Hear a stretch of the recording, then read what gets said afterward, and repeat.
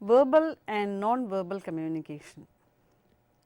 Dear students, imagine that you are in a conference and you tend to get distracted because you missed your breakfast, you did not sleep well yesterday, your body is drained of energy, and to make it all worse, you are having an intermittent headache.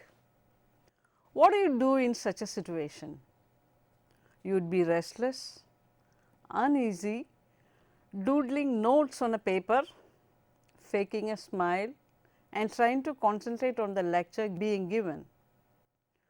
On the other hand, the speaker in the presentation pulls you up with a question that you never have heard of because he had noticed you yawning and trying to nod your head for his speech.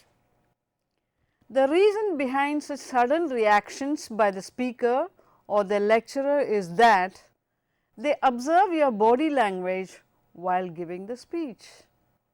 Rolling your eyes, yawning incessantly, not maintaining a good posture, doodling and dreaming away to glory are all non-verbal cues of a person being disinterested in the class or distracted. This scenario explains how body language plays a significant role in communication. Messages communicated to other people need not be verbal in nature. Even a person's body gestures such as eye contact, facial expression, etc. can convey messages. Although a speaker can fake his words, a person can never manipulate his body language always. This study looks into such factors of communication. We shall try and understand how one person is able to communicate his or her needs by using both verbal and non-verbal methods of communication. So, students, let us first look into what is verbal communication and non-verbal communication, how these communication methods are used to send and receive message, the innate role of non-verbal communication, and finally, the barriers that we face while trying to communicate. Let us analyze components of verbal communication.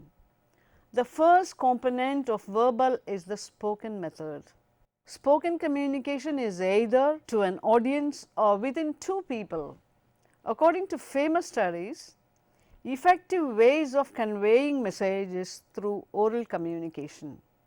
The most important aspect to be followed is to keep it crisp, precise, complete, to the point, and be polite. Oral communication proves to be very useful because it leads to effective enforcement of the message and saves resources and time. The main advantage of this method is that people can convey their emotions directly and queries can be clarified simultaneously along with the feedback. Face-to-face communication is the most effective among all other methods. Long messages are difficult to transmit and also it is almost tough to connect people across various places without using technical instruments. Evidence of an oral communication cannot be established unless it is recorded on a video or on a voice recorder. One major drawback of oral communication is that it lacks legal validity and is prone to changes always. Misconceptions can also arise when people do not communicate properly. The second type of communication is written communication. Globally, all languages have both spoken and written forms. In every language, spoken version is given higher importance. People combine the sounds in several ways to create meaningful and complete messages. The necessity of written language arose later when people discovered that some sounds in languages are exclusive to some languages. In order to establish the language and certain scripts, they started correlating sounds to check for their possibility to form a language or not. This type of knowledge of combining right sounds is innate with a native speaker, but for others it poses a great task in communicating with a new language. Effective verbal or spoken communication is dependent on a number of factors and cannot be fully isolated from other important interpersonal skills such as nonverbal communication, listening skills and clarification. Clarity of speech, remaining calm and focused, being polite and following some basic rules of etiquette will all aid the process of verbal communication. Knowing the words or their sounds does not guarantee good communication. The right combination of words to make a meaningful sentence is of high priority. The basic semantic rules to rearrange and manipulate words to communicate are essential for effective communication. For example, the word uncle has various meanings in the English language, whereas in India there are distinct terms for each relationship for the same word. The other common type of communication is dyadic. Although some people talk to themselves, people generally do not prefer to do so. It is feasible for two people to communicate on an everyday basis. The meaning and the message being conveyed have to be given importance in dyadic communication. This is marked by the highest degree of loyalty and role reversal.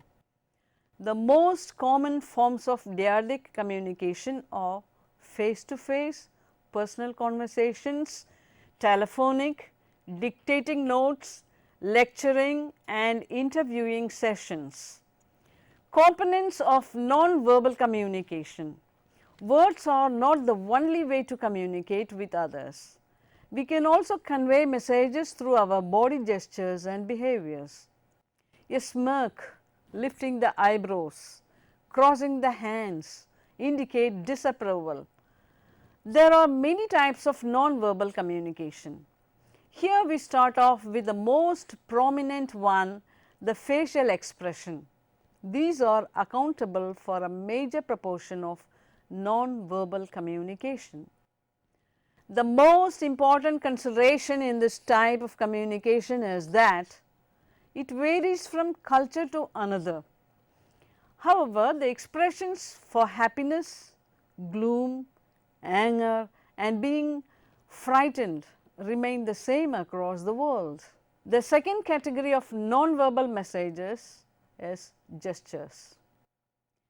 Deliberate signals or movements to convey a message without words is possible by shaking hands, pointing at a person, using the finger or waving at other. The third type is paralinguistics that refer to vocal communication that is different from the actual spoken language. This type comprises the tone, nature of voice, pitching and how loud a person talks to another. The more confident a person sounds, the better he communicates. The fourth type in this communication is the body language and the postures. Moving the various body parts and the way a person sits conveys sufficient information about a person to the speaker. Such behaviors testify that even feelings and reactions of emotions are more subtle than body language. The other type of non-verbal message is proxemics. This term defines the amount of space a person requires from another, which is further influenced by social factors, rules, situations, personality attributes and familiarity levels. A sample scenario shows that for a casual conversation, a person requires a distance of 16 inches to 5 feet, but a larger distance of 10 to 12.5 feet is required when the speaker is talking to a public audience. The next type of non-verbal communication is through the eyes. Staring, blinking and looking at someone constantly, trying to make an eye contact or types of non-verbal communications. When a person talks to another, the rate of eyes blinking is higher and dilation of pupils occur. Several emotions from anger to happiness, sternness to love can be expressed through the eyes. The other important type of non-verbal communication is through touching. The mother's touch for an infant provides security, love to the child. Also, many studies prove that lack of parental touch hampers child development. In an experiment, baby monkeys reared by duplicate mothers found to have disturbed behavior and lesser social interactions. Touch can signify various emotions such as security, love, affection and sympathy. The last category of non-verbal communication is the appearance of a person. It is always true that a person's dressing sense plays a major role in creating a lasting impression on people. Apparel proclaims the man. The choice of color, couture, styling of hair and other factors influence the appearance of a person. Each color can induce different moods on people. Appearance of a person can also affect the way others react to them. The best example could be a person dressing well for an interview. As the proverb goes, eat to please yourself and dress to please others. In these two sections, we have examined what non-verbal communication means and how this communication can be used to promote an effective organization. Now, let us discuss about the role of verbal and non-verbal communication. Sending messages is an important aspect of communication. Sending of messages can be carried out through verbal, non-verbal and paraverbal means. The usage of verbal communication is the most common method and is considered to be a very effective method. Words that are crucial, powerful and accusatory by nature create a defensive mental makeup that is not favorable for problem solving process. On the other side, words can be conditioned to be used in a subtle way without hurting others. Generalized phrases such as "it is not uncommon," "there are many who experience similar," and "people in some regions" are examples of this expression. The effect of non-verbal communication cannot be undermined. According to research, messages that are sent across by people through the gestures, facial expressions and personal distance account for almost 50 to 55% of what is understood by other people. What people tend to forget is that we are all constantly sending out messages through our body language. How we stress on topics, how we tend to raise our voice, the tone of talking and pace of delivery comes under paraverbal communication. This type accounts for 30 to 40% of communications. The main essence of this communication is that every sentence or a message can be interpreted in various ways. A sentence can be perceived in several ways unless it is expressed with the right tone and right clarity. Receiving messages is an integral part of communication. Listening is the foremost skill of any language learning. Listening is a wholesome combination of hearing what a speaker says and the involvement expressed towards the person who talks. The key to receive messages effectively is listening. Listening skill is of two types. They include nonverbal and verbal skills. There are two types of nonverbal skills. The first type involves giving a speaker complete attention and focus. This focus is not only on what the speaker is saying, but also their body language. In this category, the listener pays attention to the deep emotions expressed through body language. This helps the listener understand the degree of importance given to the content by the speaker. The second type involves the efforts undertaken by the listener. This stage involves making eye contact with the speaker, maintaining posture and refraining from yawning. When we pay attention to the speaker's body language, we gain insight into how that person is feeling as well as the intensity of the feeling. Through careful attention to body language and paraverbal messages, we are able to develop hunches about what the speaker or listener is communicating.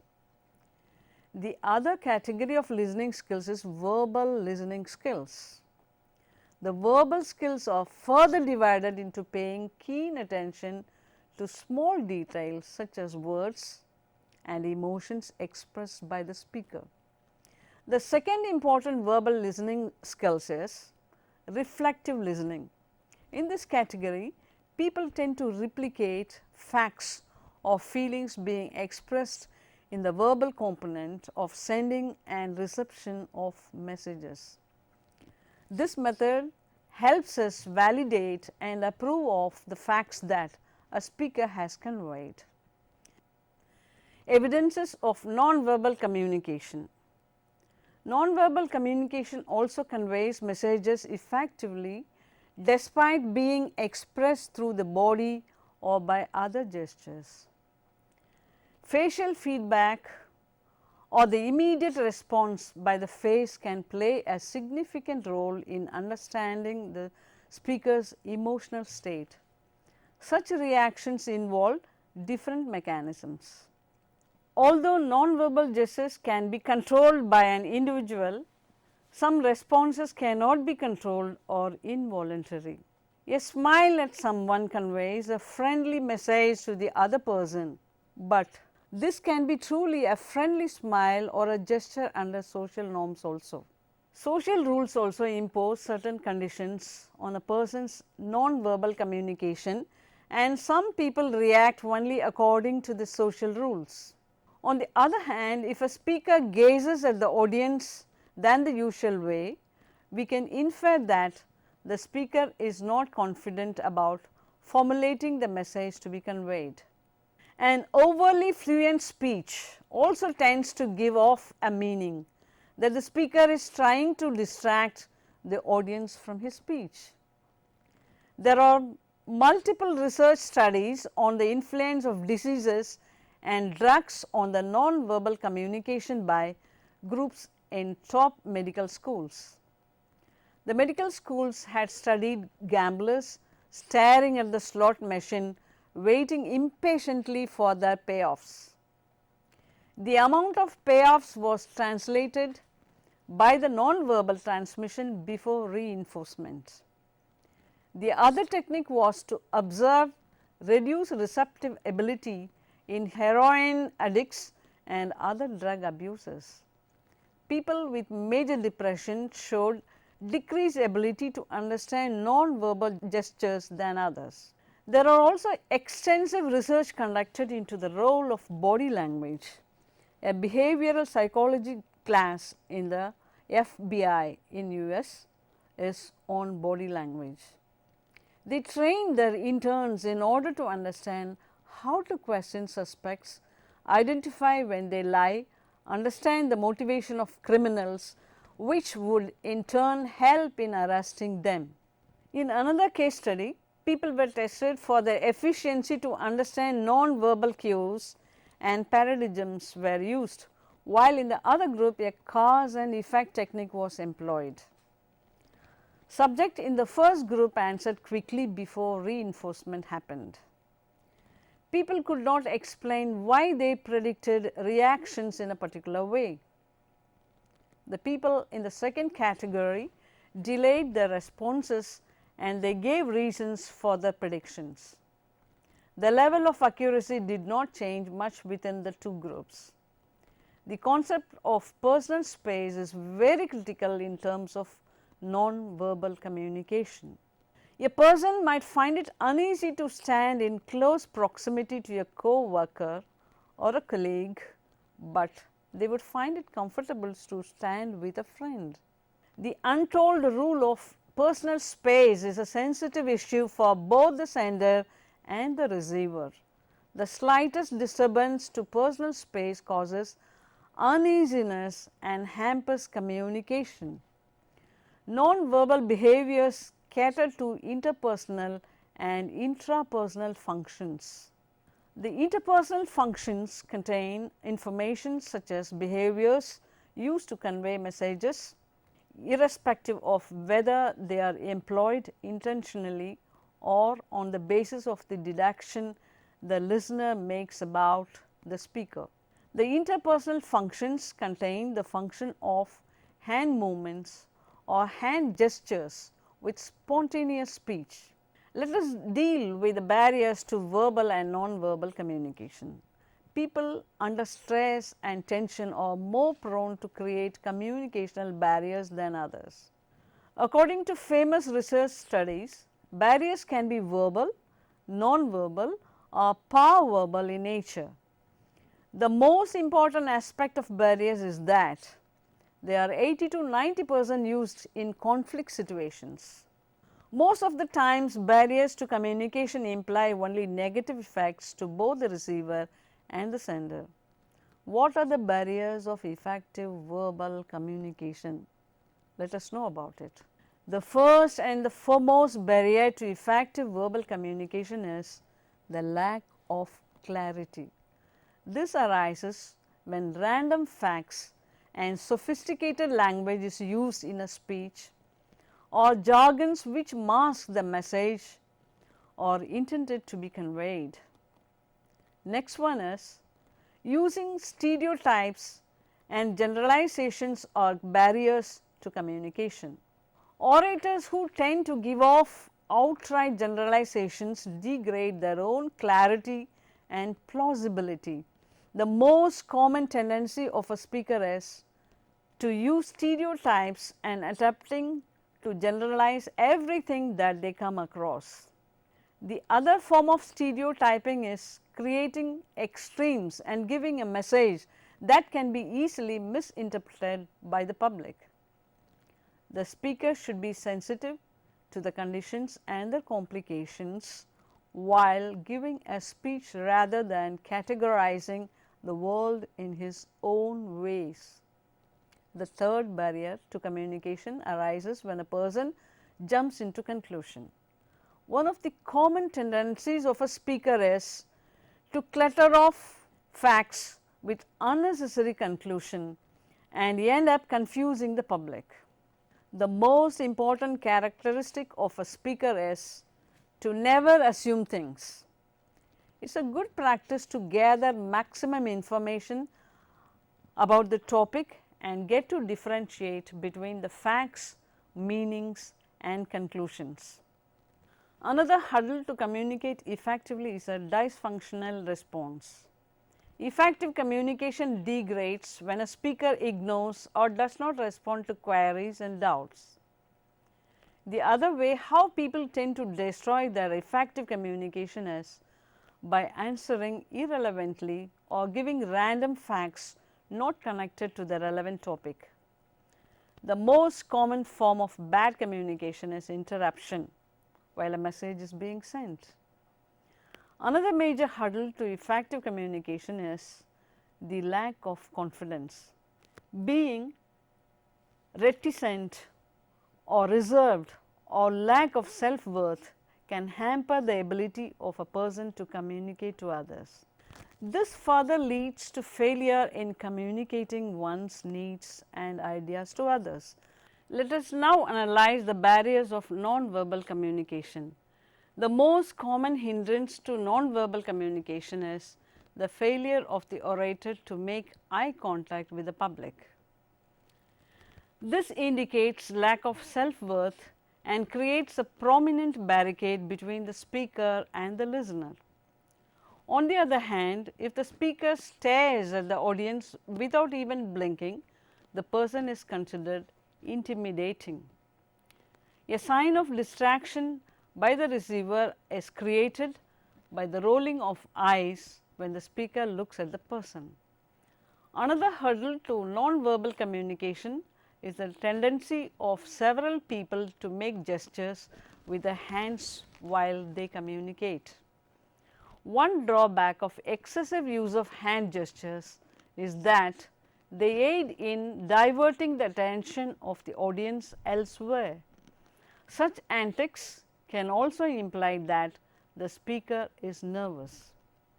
On the other hand, if a person in the audience is seen meddling with an object, scribbling on paper or sitting with arms crossed, the speaker gets the impression that the individual is not interested and non-receptive to what they speak. While concluding, we come to know that communication is not only what we speak or convey, but also the various emotions involved in it along with the way we convey the message. We live in a world along with many people in the society, and to put across our ideas to communicate, we use different methods such as verbal, non-verbal and para-verbal communications. Our capacity to exchange ideas, values, to solve issues and utilize the information available involves basic communication. The effectiveness of the message is directly proportional to the communication skills employed. The first component, verbal, comprises of content of message, the way it is constructed and how it is arranged. The para-verbal category consists of how a message is put across through the way a person speaks, his tone and his pacing. The last category comprises the various body gestures, eye contact and other bodily reactions to the speaker or audience. The first and the most important aspect of communication that is to be followed are to keep the message precise, clear and readable. The second aspect is to develop good listening skills in order to communicate effectively with another person. To ensure that we communicate well to people around us, we should not only try to improve our verbal communication and soft skills, but also take efforts to promote the non-verbal cues that we currently possess. It is important that we take efforts to give the correct non-verbal cues to our audience and our listeners. We need to understand these intricacies of human communication before we move forward. To put it in a nutshell, I would like to say speech is one of the highest manifestations of human intelligence. Thank you.